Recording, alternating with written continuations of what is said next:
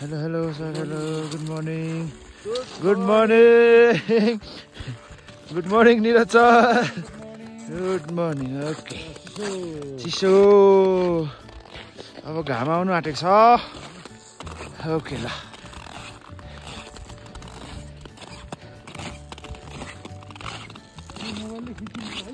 हजुर हुन्छ.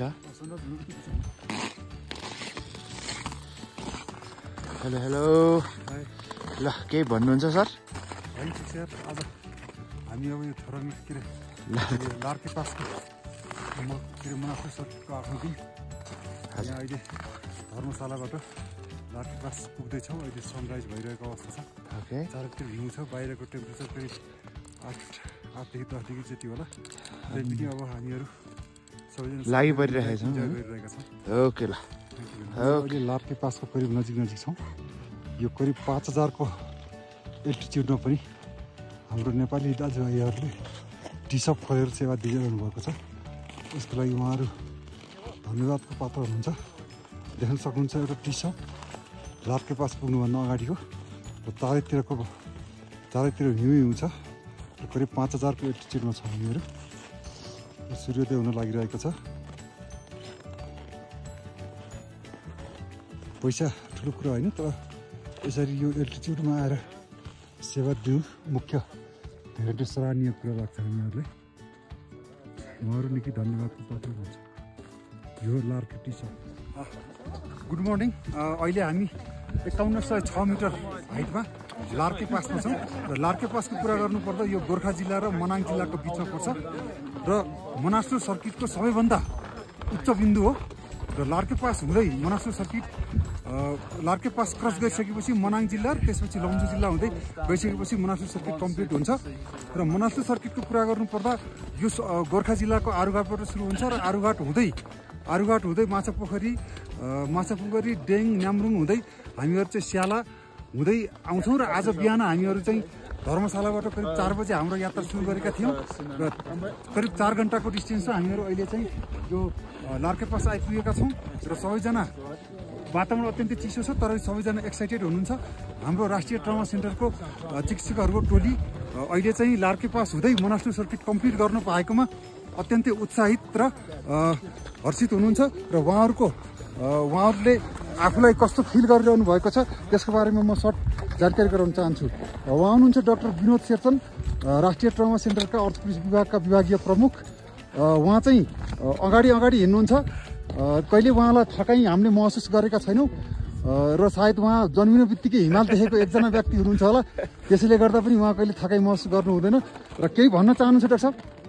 सबैजनालाई धेरै धेरै धन्यवाद. हाम्रो यो सम्पूर्ण टिमलाई र मण्डला होलिडेजलाई विशेष गरी हाम्रो गाइड भाइ र अनि हाम्रो पोर्टर भाइलाई म के भन्न चाहन्छु भने यो मनासलु सर्किट चाहिँ रिलेटिभली अलिकति सजिलो पनि छ. अरू जस्तो गाह्रो छैन. तपाईँहरू आन्तरिक पर्यटनको रूपमा यहाँ आएर प्रकृतिको सौन्दर्यता र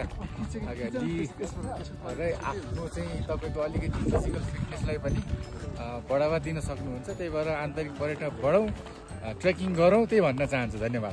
थ्याङ्क यू डाक्टर साहब.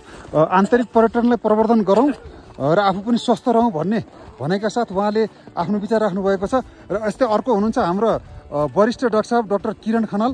उहाँले यात्राको क्रममा धर्म र कर्मको बारेमा धेरै कुराहरू हामीलाई जानकारी गराउनु भएको छ. उहाँले भन्ने गर्नुहुन्छ सत्कर्म गर्नुपर्छ, सत्कर्म गरेपछि त्यसको फल आफै पाइन्छ भन्नुहुन्छ. र अहिले तपाईँलाई कस्तो महसुस भइरहेछ डाक्टर साहब? एकदम गजब भइरहेछ, मजा आइरहेछ. अर्को वर्ष पनि तपाईँ कन्टिन्यू गर्न चाहनुहुन्छ? ठिक छ, धन्यवाद. र अर्को हाम्रो डाक्टर साहब हुनुहुन्छ डाक्टर निरज. उहाँ चाहिँ पोखरा मणिपाल कलेजको अर्थोपेडिक सर्जन हुनुहुन्छ.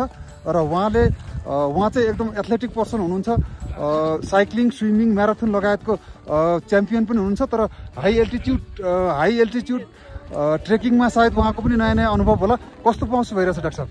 एकदमै चिल्ली एन्ड थकित तर रमाइलो भएको छ. You're excited? यस. 4 घन्टामा हामी धर्मशालाबाट लार्के पास आइपुग्यौँ. Thank to the Mandala team, our team, doctor Binod, doctor Rishi हजुरलाई एन्ड डाक्टर किरण दाईलाई थ्याङ्क यू भेरी मच. र हाम्रो अर्को डाक्टर साहब हुनुहुन्छ डाक्टर ऋषि विष्ट. उहाँ चाहिँ हाम्रो टिमको क्याप्टेन भन्ने गर्छ हामीले, किनकि उहाँ एकदमै पर्फेक्सनिस्ट हुनुहुन्छ. उहाँले सबै टुरको प्लान गर्ने आफै गर्नुहुन्छ र उहाँको चाहिँ ट्रेकिङ गियरहरूको बारेमा पनि उहाँलाई एकदम डिटेलमा नलेज छ र डिफ्रेन्ट ब्रान्डहरू उहाँले चाहिँ स्पेसल ब्रान्डहरू खोज्ने गर्नुहुन्छ र अब आगामी वर्षको प्लान पनि उहाँले भोलिदेखि नै सुरु गरिहाल्नुहुन्छ र हाम्रो टिमको क्याप्टेन डाक्टर ऋषि के भन्न चाहनुहुन्छ? एकदम रमाइलो भयो यो ट्रिप अनि सबैलाई I think everyone should come over here है। अनि अब अर्को वर्ष हामी मेबी रेन्जोला अब अर्को प्लान गरौँला, अहिले not decided yet but yes we are a great time.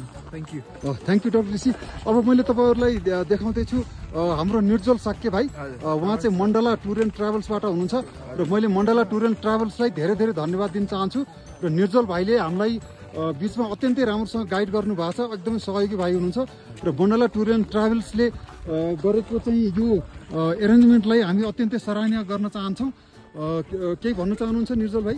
सरहरू एकदम राम्रोसँगले आइपुग्नु भयो, धेरै खुसी लाग्यो, त्यति नै भन्न चाहन्छु। थ्याङ्क यू भाइ।